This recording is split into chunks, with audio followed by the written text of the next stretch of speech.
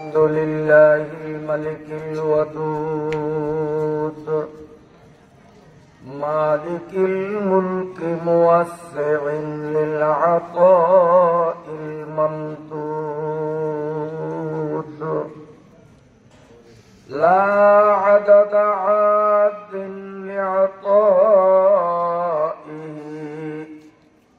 ولا أحد حاد لآلائه وهو أعلى أولاد آدم وحواء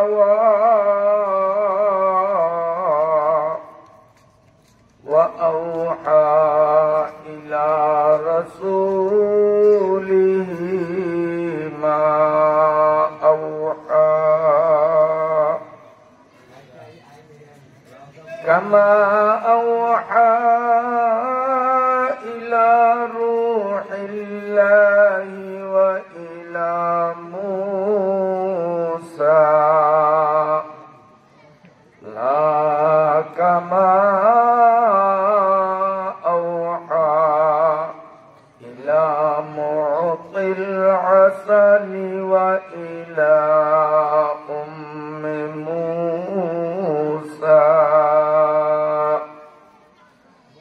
اللهم صل وسلم دائما على رسولك محمد المكرم الأكرم صعيد السماء وعلى آله الصلحاء السعداء اللهم صل على محمد وعلى آل محمد كما صليت على إبراهيم وعلى آل إبراهيم إنك حميد مجيد اللهم بارك على محمد وعلى آل محمد كما باركت على إبراهيم وعلى آل إبراهيم إنك حميد مجيد أما بعد فأعوذ بالله من الشيطان الرجيم بسم الله الرحمن الرحيم ولو شاء ربك لجعل الناس أمة واحدة ولا يزالون مختلفين إلا من رحم ربك ولذلك خلقهم وتمت كلمة ربك لأملأن جهنم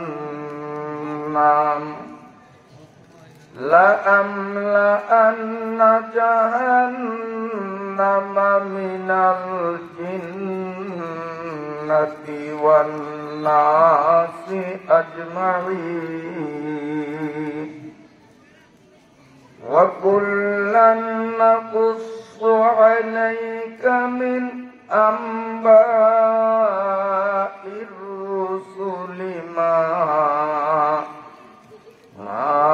نثبت به فؤادك وجاءك في هذه الحق وموعظة وذكرى للمؤمنين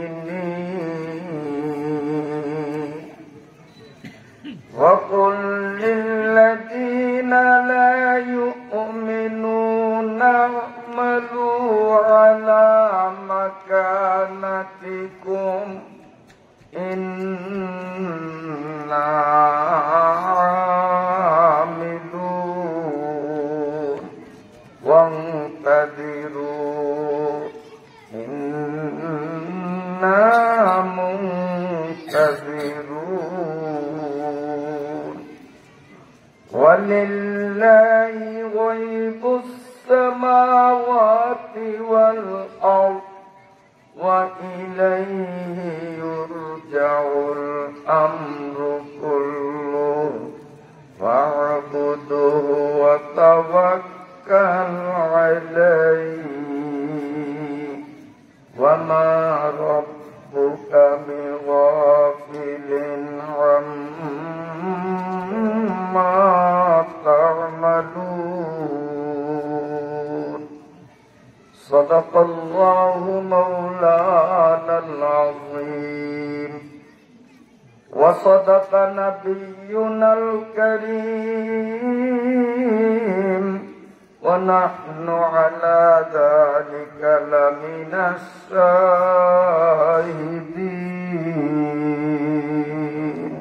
أما بعد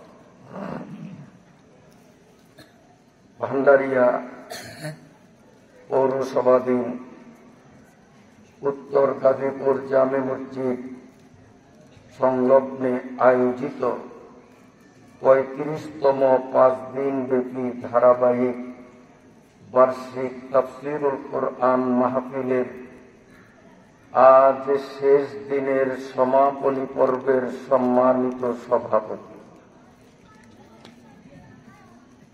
মহতারাম হযরত উলামা ইকরাম, সম্মানিত মুরব্বিগণ, যুবক বন্ধুরা, আদর ও স্নেহের কচিকাঁচা ছোট্ট সোনামণিরা, পর্দার আড়ালে অবস্থানরত পরমা শ্রদ্ধেয়া আমার মায়েরা, বোনেরা ও মেয়েরা, ইন্তেজামিয়া কমিটির সিদ্ধান্ত অনুযায়ী সূরাতুল হুদ পবিত্র কুরআনুল কারীমের এক অনন্য বৈশিষ্ট্যপূর্ণ, অত্যন্ত শিক্ষামূলক ও চমকপ্রদ আলোচনা সমৃদ্ধ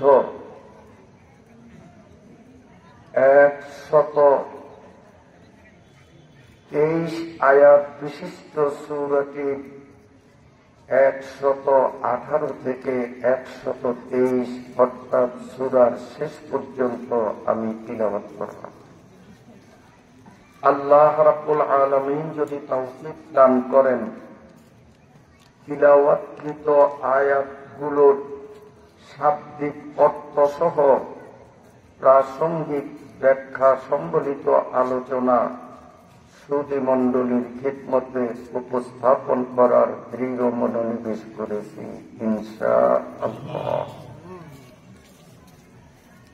প্রথমেই সেই মহান রব্বুল আলামিনের দরবারে শুকরিয়া আর কৃতজ্ঞতা জানাই, যিনি আমাদেরকে দুনিয়ার সমস্ত ঝামেলা থেকে মুক্ত রেখে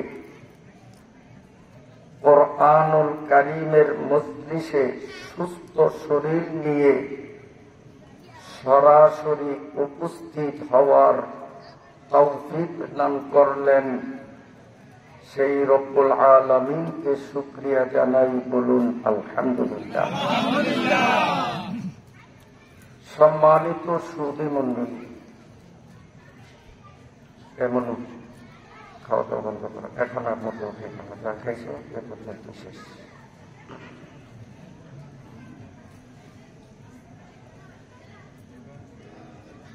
মহতারাম হাজিরিন, আমার পূর্বে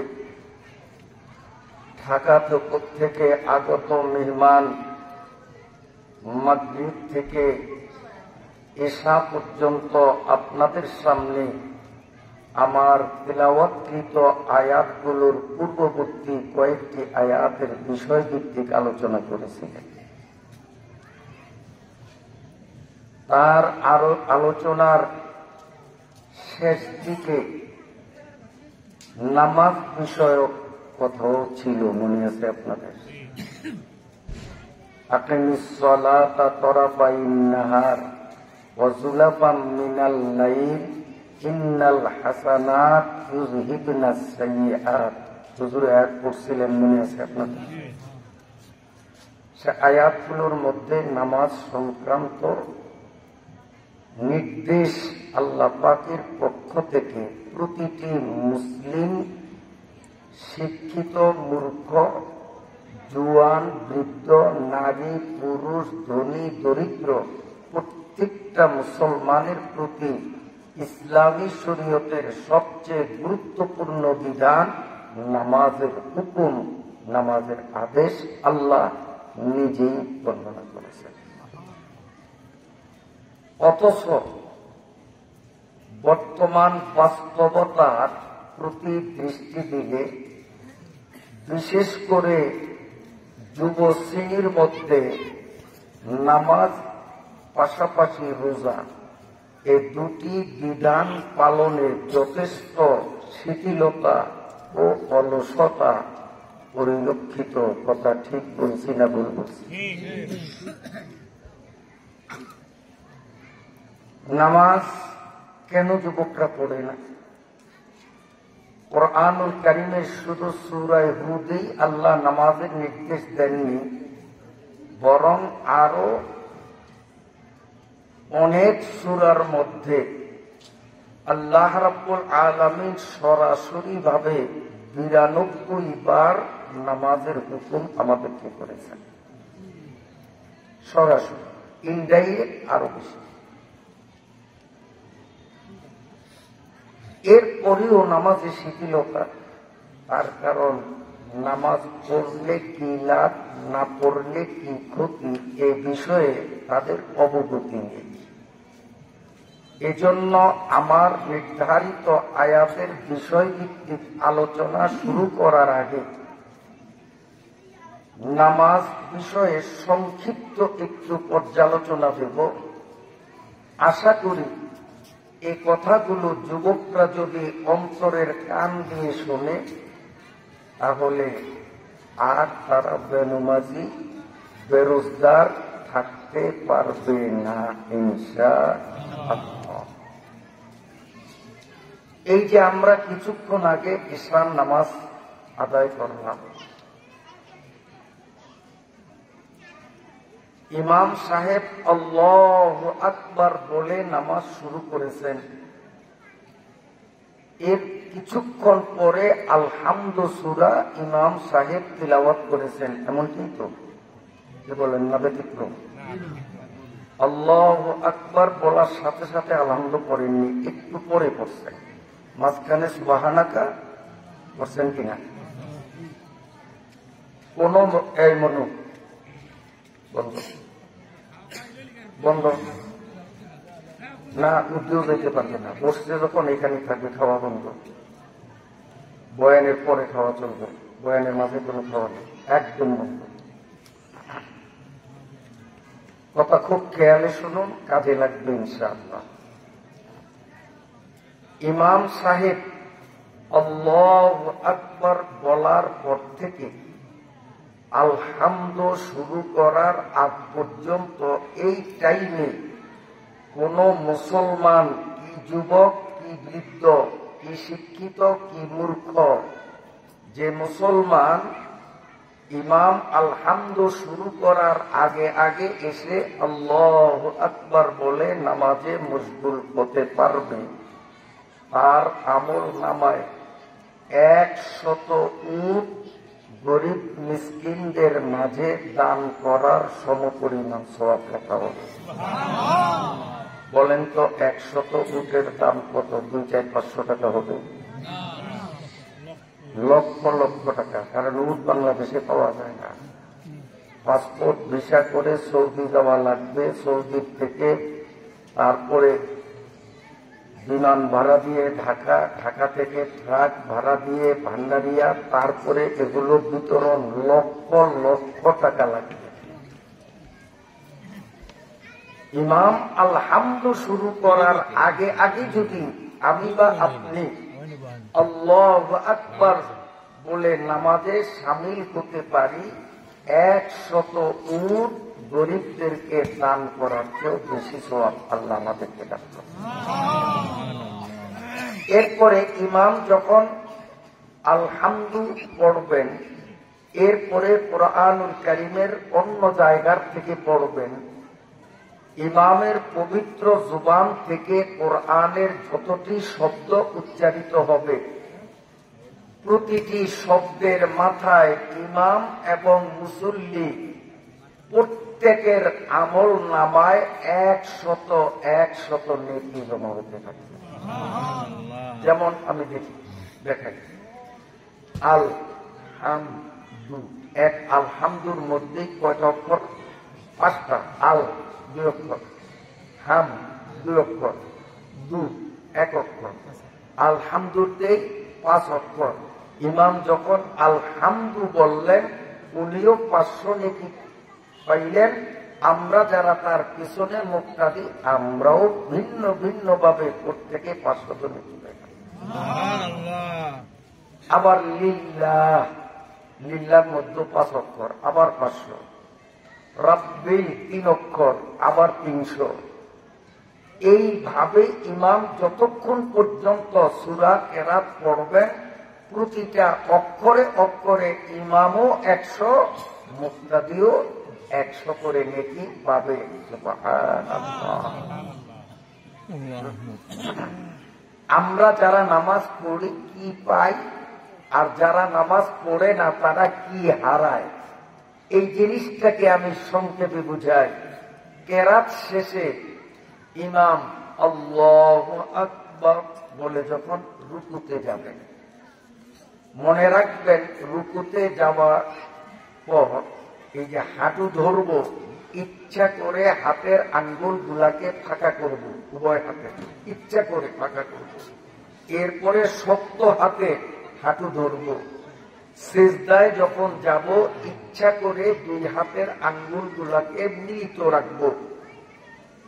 এরপরে আমরা সিজদা করব। আর রুকু এবং সিজদা ছাড়া নামাজের শুরু থেকে শেষ পর্যন্ত পুরা নামাজের মধ্যে আঙ্গুল নিজ গতিতে থাকবে, স্বাভাবিক অবস্থায়। তাকে চাপাবো না, তাকে ফাঁকাও করব না। আমার কথা বুঝতে আপনাদের কষ্ট হয়? আসুন, কোন মুসল্লি চাই সে ইমাম হোক, চাই সে ইমামের পেছনে মুক্তাদি হোক, আল্লাহু আকবার বলে যখন রুকুতে যাবে, হাঁটুতে হাত দেওয়ার সঙ্গে সঙ্গে নামাজি ব্যক্তির শরীরের ওজন সমপরিমাণ স্বর্ণ গরিবদের দান করার সওয়াব দেওয়া হয়। নামাজে কি লাভ থাকে? আমার আগে হুজুর যে আয়াত পড়েছেন, সে আয়াতের আমি কিছুটা ব্যাখ্যা দিই, এরপরে আমার আয়াতে আমরা ওদিকে একটু কর্তৃপক্ষ নজর দিলে ভালো হয়। এ পাশে সাউন্ড আসে, কর্তৃপক্ষ মুরব্বী একটু ওখানে নজর দিলে ভালো হয়। ডান পাশে এই শব্দ শোনা যায়, ডান পাশে হইচই শোনা যায়, একটু লক্ষ্য করে। পর্দার আড়ালের মা বোনদের উদ্দেশ্যে আমি বলবো, খুব খেয়ালে শোনেন। ইসলামী শরীয়তের আইন অনুযায়ী মহিলারা পরপুরুষকে যেমন নিজের শরীর দেখানো হারাম, ঠিক তেমনি ভাবে অকারণে অপ্রয়োজনে গলার আওয়াজ, কথার আওয়াজ পরপুরুষের কানে পৌঁছায়, এতটুকুন জোরে কথা বলা ও মুসলমান মহিলাদের জন্য হারাম। অতএব আপনারা ওয়াজ তাফসীর শুনতে আসলেন সওয়াব কামানোর উদ্দেশ্যে, জোরে জোরে কথা বললে প্রতিটা কথায় হারাম হবে কবিরা গুনাহ। একটা কবিরা গুনার জন্য মিনিমাম 7,000 বছর জাহান্নামের আগুনে জ্বলতে হবে। এজন্য মা বোনদের অনুরোধ করব, সওয়াব কামানোর উদ্দেশ্যে এসে গুনার বোঝা নিয়ে কেউ বাড়ি ফিরবেন না। কোন রকমের সাউন্ড, কোন রকমের শব্দ যেন না হয়, নিজে নিজেকে কন্ট্রোল করুন। আল্লাহ সকলকে তৌফিক দান করেন। কি বলেছি কথা বুঝে আসছে? যখন আমরা রুকুতে যাব,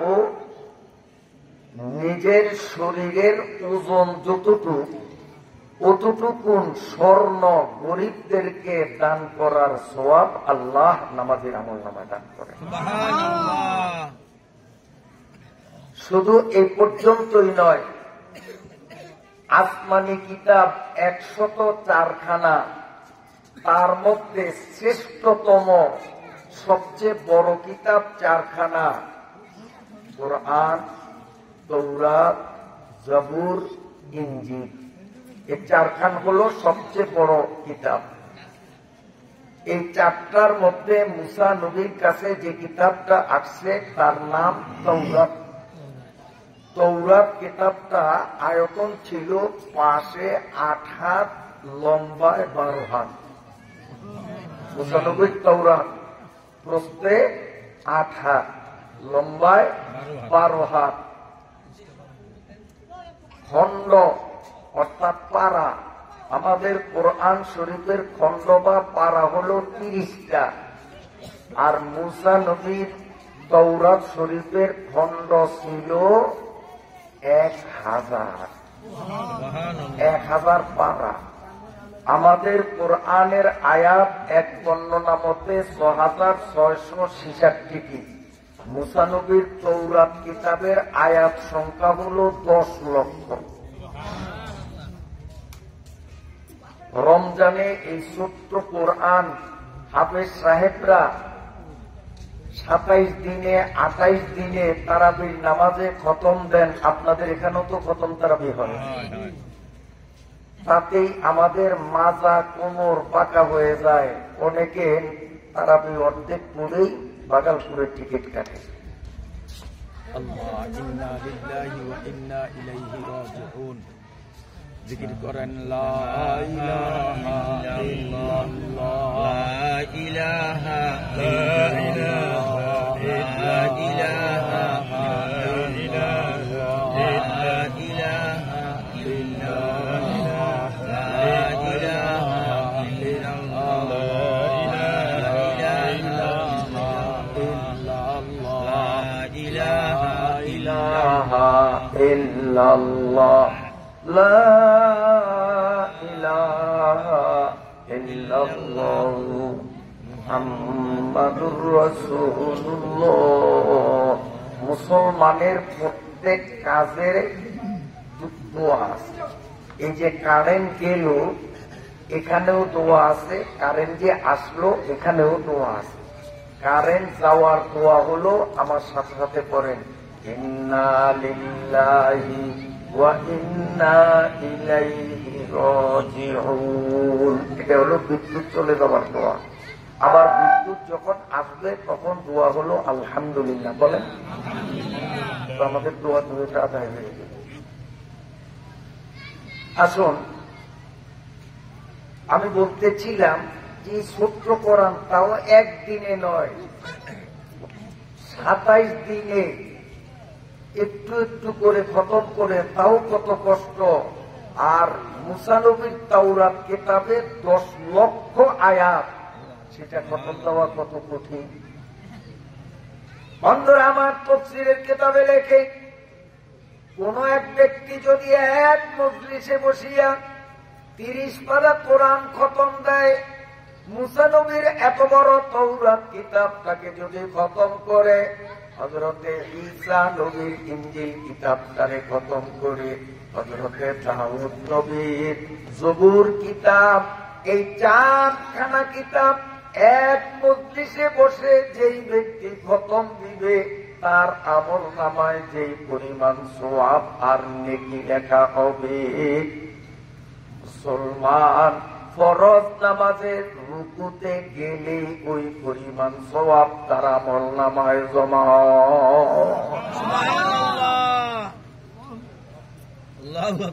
মুসলমান আল্লাহু আকবার বলে যখন সিজদায় নাক কপাল ঠেকে দেয়,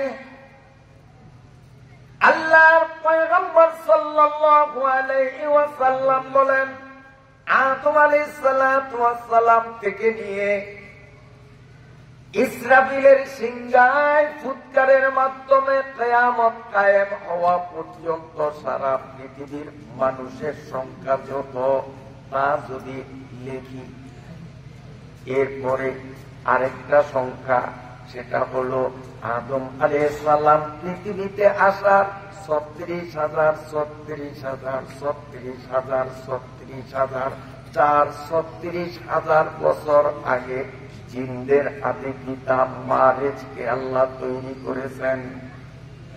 আদম আলাইহিস সালাতু ওয়াস সালামকে আল্লাহ যেদিন তৈরি করেছেন তার 36,000 বছর আগে মারিজকে তৈরি করেছেন।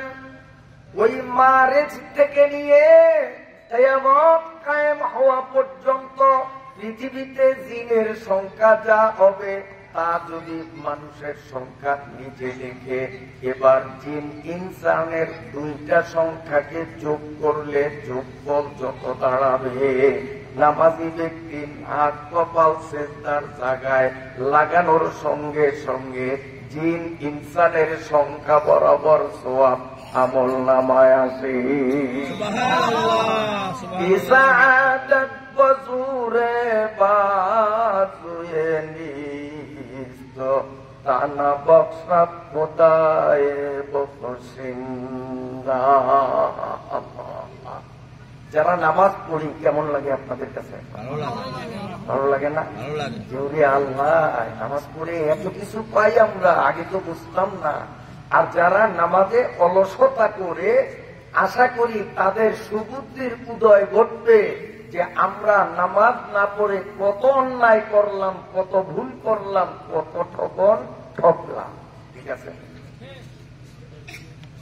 বন্ধুরা আমার, নামাজে যখন মুসল্লি আত্তাহিয়াত করার জন্য বসে, এখনো আত্তাহিয়াত শুরু করলো না, কি হবে শোনেন।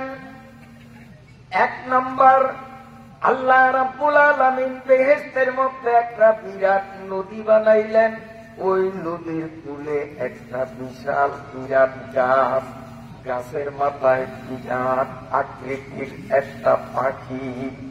আমি আর আপনি যখন ফরজ নামাজে আত্তাহিয়াত করার জন্য বসি, আল্লাহ রাব্বুল আলামিন পাখিটারে কয়, পাখিরে তুমি সাগরে নেমে ডুব দিয়ে উঠো। সাথে সাথে পাখিটা পানিতে নেমে ডুব দেয়। আর পাখির জন্মগত স্বভাব হলো ওরা পানির থেকে উঠলেই তার গা ঝাড়া দিতে থাকে। আপনাদের দেশে আসেনি? যে কোনো পাখি ওরা পানিতে নামলে, পানির থেকে উপরে উঠলেই গা ঝাড়া। আল্লাহর পয়গম্বর সাল্লাল্লাহু আলাইহি ওয়াসাল্লাম বলেন, ওই পাখির গায়ের থেকে যতটা পানির ফোঁটা ঝরবে, নামাজি ব্যক্তি আত্তাহিয়াত শুরু করার আগে আগে বসার সঙ্গে সঙ্গে ওই পাখির গা থেকে যতটা পানির ফোঁটা ঝরলো অতটা নেকি নামাজির আমল নামায় আসলো। আল্লাহু আকবার। বন্ধুরা আমার, হযরত ইয়াকুব আলাইহিস সালাতু ওয়াস সালাম ইউসুফ আলাইহিস সালাতু ওয়াস সালামের বিয়োগ বেদনায় ধৈর্য ধারণ করে যে পরিমাণ সওয়াব পেয়েছেন, হযরত আইয়ুব পয়গম্বরের মাথা থেকে পা পর্যন্ত সারা শরীর পচন ধরেছে, কোটি কোটি পোকা তার শরীরকে খেয়েছে। তিনি ধৈর্য ধারণ করে যে পরিমাণ সওয়াব লাভ করেছেন, হযরত ইয়াহইয়া আলাইহিস সালাতু ওয়াস সালামকে হক কথা বলার অপরাধে জালিম বাদশার জল্লাদ গলা কেটে হত্যা করেছে। হযরত ইয়াহইয়া আলাইহিস সালাতু ওয়াস সালামের গলা যখন কেটে হত্যা করা হয়, তিনি সবর এবং ধৈর্য ধারণ করে যে পরিমাণ সওয়াব লাভ করলেন, এই 3 জন পয়গম্বরের সবরের সওয়াবকে যোগ করলে সওয়াবের পরিমাণ যা হবে, মুসলমান ফরজ নামাজে আত্তাহিয়াত পড়তে যখন বসে 3 জন নবীর সবরের সমপরিমাণ সওয়াব তাকে দেওয়া। সুবহানাল্লাহ।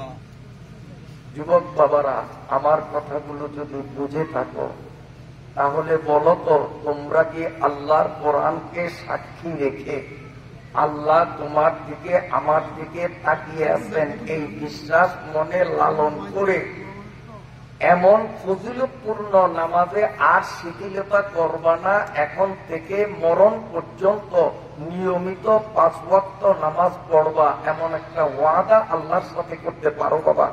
দেখে হাত দেখাও। আল্লাহ কবুল ফরমান। আমিন বলেন না?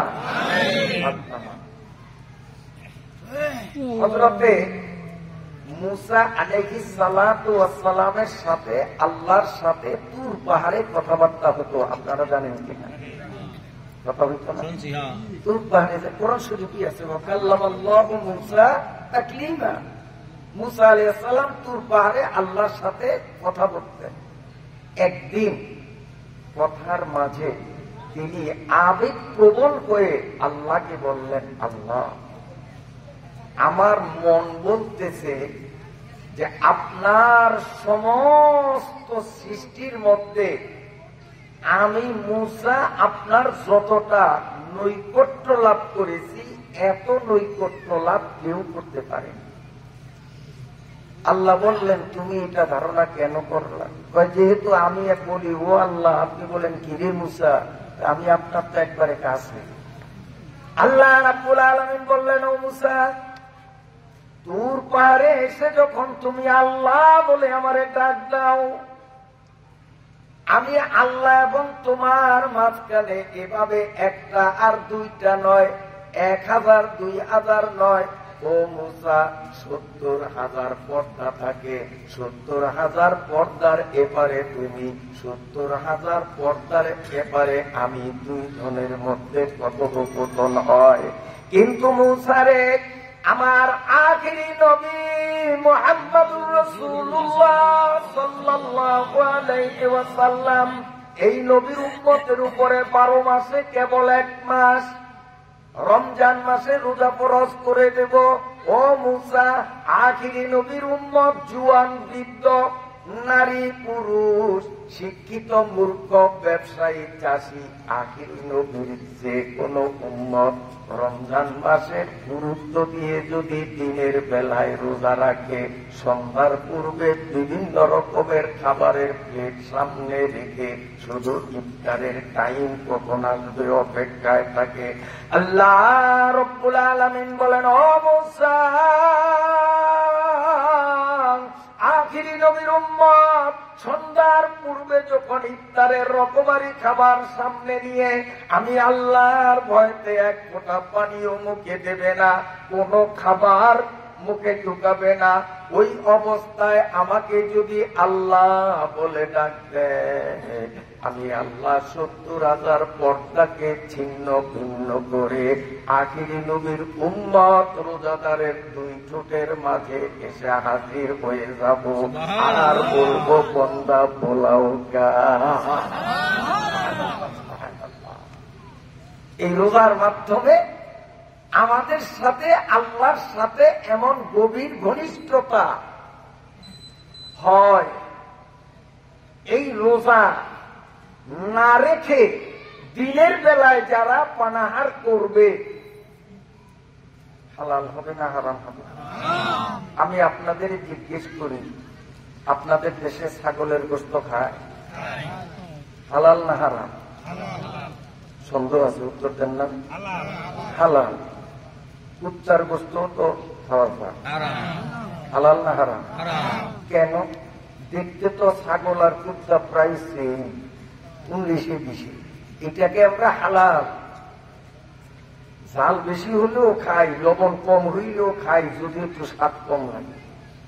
কিন্তু কুত্তার গোশত যত সুন্দর করে দক্ষ বাবুর্চির হাতে যদি পরিমিত ময় মশলা দিয়ে উত্তম রূপে ভুনা করা হয়, খাবেন? 1 কোটি টাকা আপনাকে দিলে একটু জোর মুখে নিবেন? কেন? হারাম। হারাম কেন? আল্লাহ কুকুর খেতে নিষেধ করেছেন, এজন্য হারাম। ছাগল হালাল কেন? এটা ছাগলের কোনো বৈশিষ্ট্য না, আল্লাহ অনুমতি দিয়েছেন বন্দা তুই খা, এই জন্য হালাল। হে যুবক বাবারা, রমজান মাসে দিনের বেলায় চা আল্লাহ খাইতে নিষেধ করেছেন, ভাত খাইতে নিষেধ করেছেন, রুটি খাইতে নিষেধ করেছেন, বিড়ি খাওয়া তো এমনিতেই নিষেধ, ঠিক না বেটি? অতএব কুত্তা খাওয়া আল্লাহ নিষেধ করেছেন, বিদায় যেমন হারাম। রমজান মাসে যারা রোজা রাখার সক্ষমতা থাকতেও রোজা রাখবে না, দিনে হালাল খাবার যদিও খায়, আল্লাহর নিষেধের আওতায় আসার কারণে সে যেন কুত্তার গোশত খায়। তুমি দেখো চা খাও, তুমি দেখো ভাত খাও, তুমি দেখো বনরুটি খাও, তুমি দেখো কেক খাও, আসলে তুমি কুত্তার গোশত খাও, কারণ দিনের বেলায় খাইতে নিষেধ করছেন কে? আল্লাহ। আমরা আল্লাহর বান্দা, আল্লাহর ফরজ হুকুমগুলো আমাদের মানতেই হবে।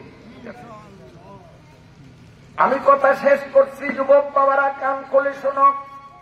রোজা রাখার সক্ষমতা থাকা সত্ত্বেও যারা রোজা রাখবে না, দিনের বেলায় পানাহার করবে, এই নাফরমানগুলোকে দুজকের মধ্যে নিয়ে আল্লাহ 4 উপাদানের মিশ্রিত শরবত পান করাবেন।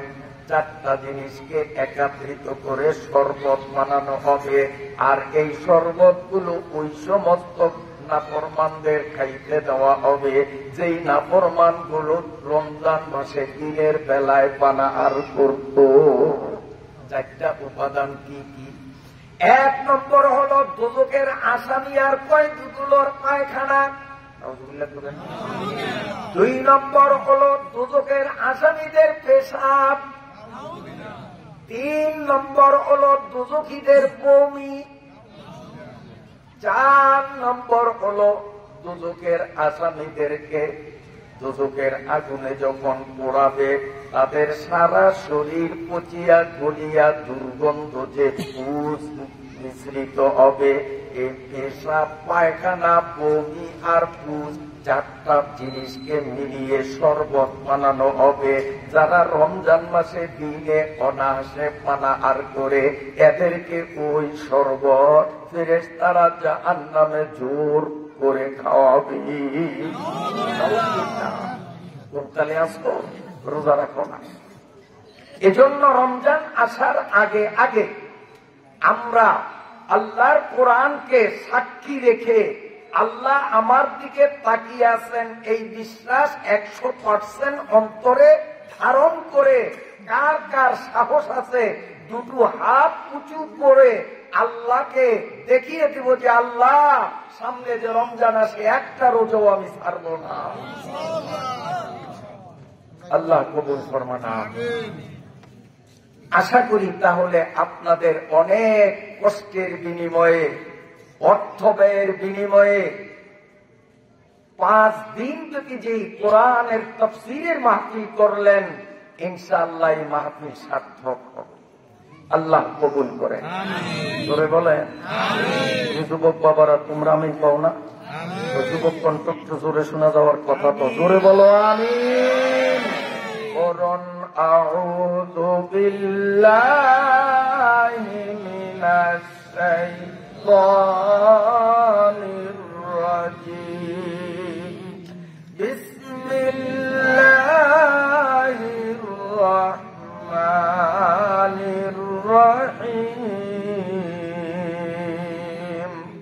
ওয়ালাউ শাআ রাব্বুকা লাজআলান নাস